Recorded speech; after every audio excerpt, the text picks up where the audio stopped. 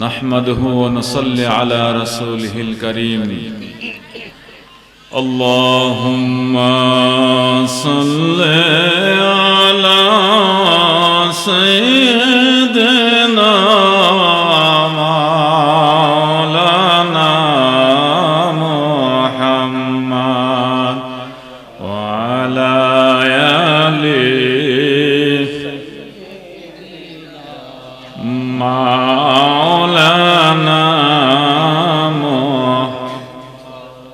পশু পাখি ডেকে বলে আজ আমাদের খুশির দিন এই ধরাতে তশরীফ এনেছেন রাহমাতাল লিল আলামিন আল্লাহুম্মা সাল্লি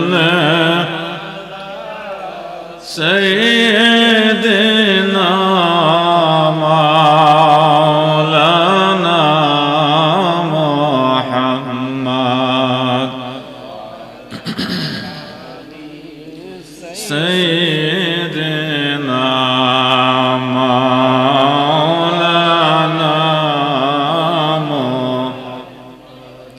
রব্বি সাল্লি ওয়া সাল্লিম ওয়া বারিক আলাইহি। মনকাশার দাগনবাড়ি কবরবাসীদের মাগফিরাত কামনায়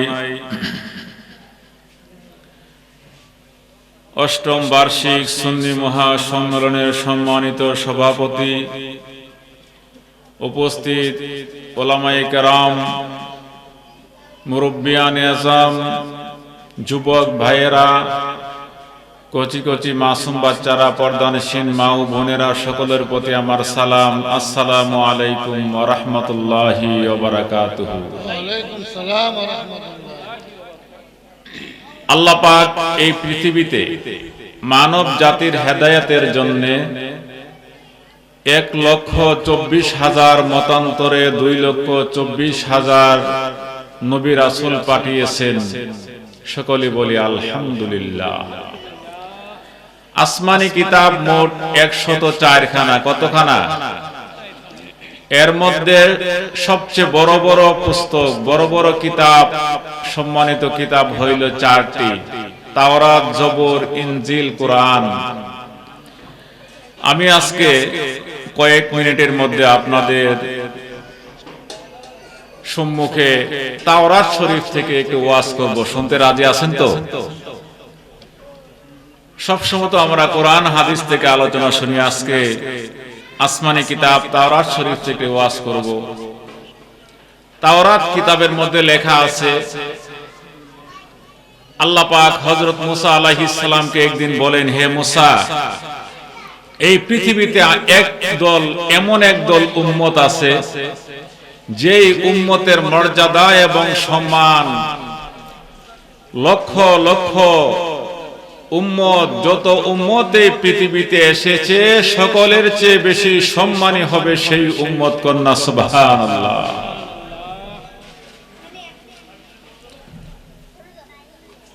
মুসা আলাইহিস সালাম আল্লাহর কথা শুনতেছেন, আবার আল্লাহ পাক বলতেছেন, এই পৃথিবীর মধ্যে আমি একখানা কিতাব নাজিল করব, যে কোরআন, যে কিতাব এখনো নাজিল হয় নাই, ওই কিতাবের নাম হবে কোরআন শরীফ। কন্যা সুবহানাল্লাহ। এই কোরআন শরীফ লক্ষ লক্ষ কোটি কোটি মানুষের সিনার মধ্যে, কলবের মধ্যে মুখস্থ করে রাখবে। এই কোরআন পৃথিবীতে আসার পর হাজারো মানুষের চেষ্টা করবে কোরআনকে পৃথিবী থেকে বিদায় করে দেওয়ার জন্য, কিন্তু মানুষ কোরআনকে, ওই উম্মত কোরআনকে এত ভালোবাসবে, প্রথম থেকে শেষ পর্যন্ত তারা মুখস্থ করে রাখবে। কন্যা সুবহানাল্লাহ। যদি আগুন দিয়ে জ্বালিয়ে দে এদেশের বইয়ের দোকান, দরা থেকে হারাবে না পবিত্র কোরআন, দরা থেকে হারাবে না পবিত্র কোরআন। ঠিক কিনা? যদি আগুন দিয়ে জ্বালিয়ে দে, যদি আগুন দিয়ে জ্বালিয়ে দে পৃথিবীর বইয়ের দোকান, দরা থেকে হারাবে না পবিত্র কোরআন, দরা থেকে হারাবে না পবিত্র কোরআন। জোরে জোরে বলুন মারহাবা। হযরত মুসা আলাইহিস সালাম গভীর মনোযোগ দিয়ে শুনতেছেন। এই তাওরাতের মধ্যে লেখা আছে, আবার আল্লাহ বলেন মুসা আখিরি জামানার মধ্যে আমার একদল উম্মত আসবে, একদল বান্দা। ওই বান্দারা, ওই উম্মত, তাদেরকে রমজান নামে একটি মাস দেব তাদের রোজা রাখার জন্য। তারা 1 মাস রোজা রাখবে, কিন্তু 12 মাস রোজা রাখার সওয়াব তারা পেয়ে যাবে। 1 মাস রোজা রাখবে, কিন্তু তারা 12 মাস রোজা রাখার সওয়াব পেয়ে যাবে। মুসা আলাইহিস সালাম গভীর মনোযোগ দিয়ে কথাগুলো শুনছেন। আমাদের সামনে রমজান আসতেছে কিনা? এই রমজানের কথা শুনলে অনেকের মনে ঈদের মতো আনন্দ লাগে, আবার অনেকের মনের মধ্যে কষ্ট লাগে। যারা রোজা রাখবে তারা এখন থেকে প্রস্তুতি। আমার রাসূল বলেছেন, মাহে রমজানে রোজা রাখার জন্য প্রস্তুতি স্বরূপ তোমরা শাবান মাসে কিছু রোজা রাখো, তাহলে প্র্যাকটিস হয়ে যাবে। 11 মাস রোজা রাখি নাই, হঠাৎ করে 1 মাস রোজা রাখা কষ্ট হইতে পারে। এই জন্য রহমাতাল লিল আলামিন ডাকতে বলে, উম্মত আমার, এই মাহে রমজানের আগে শাবান মাসে কি কয়েকটা রোজা রাখবে, তাহলে তোমাদের প্র্যাকটিস হয়ে যাবে। মাহে রমজানে রোজা রাখা তোমাদের জন্য সহজ হয়ে যাবে। হযরত মুসা গভীর মনোযোগ দিয়ে শুনতে আছেন। আল্লাহ পাক ডাকতে বলে, মুসা, মুসা, এমন একদল উম্মত পৃথিবীতে আসবে যারা সবার শেষে দুনিয়াতে আসবে, কিন্তু সকলের আগে তারা জান্নাতে প্রবেশ করবে। কন্যা সুবহানাল্লাহ। সবার শেষে আসবে, কিন্তু সকলের প্রথমে তারা জান্নাতে যাবে। মুসা আলাইহিস সালাম গভীর মনোযোগ দিয়ে শুনছেন। আমার আল্লাহ ডাকতে বলে, মুসা, আখিরি জামানায় এমন একটা উম্মত আসবে রে, যারা গুনাহ নিয়ে কবরের মধ্যে শুইবে, কিন্তু তাদের আওলাদেরা আজকের এই মাহফিলের মতো মাহফিল সাজাইয়া তাদের গুনাহ মাফের জন্য দোয়া করবে। এই দোয়ার কারণে কিয়ামতের ময়দানে তারা বেগুনাহ মাসুম হইয়া তারা উঠবে। হযরত মুসা গভীর মনোযোগ দিয়ে শুনছেন। আল্লাহ পাক বলতেছেন, মুসা, ও মুসা, ওই উম্মত আখিরি জামানার মধ্যে এমন একদল উম্মত আসবে, ওই উম্মতের আলেমগণ হবে আল্লাহর ওলি। কন্যা সুবহানাল্লাহ। আল্লাহর ওলি কাকে বলে? আল্লাহর প্রিয় কাকে বলে? যেই ব্যক্তি কথা বলার সঙ্গে সঙ্গে, দোয়া করার সঙ্গে সঙ্গে আল্লাহ কবুল করে নে, এই মাপের লোকদেরকে আল্লাহর ওলি বলা হয় শরীয়তের ভাষায়। কন্যা সুবহানাল্লাহ।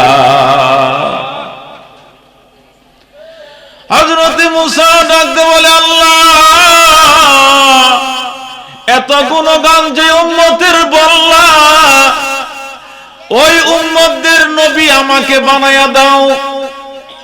আল্লাহ ডাকতে বলেন, মুসা, না না, ওই উম্মত তোমার উম্মত হবে না, ওই উম্মতেরা হবে আমার নবী, আমার হাবিব হযরত মুহাম্মদ মুস্তাফা সাল্লাল্লাহু আলাইহি ওয়াসাল্লামের জোরে জোরে বলি সুবহানাল্লাহ।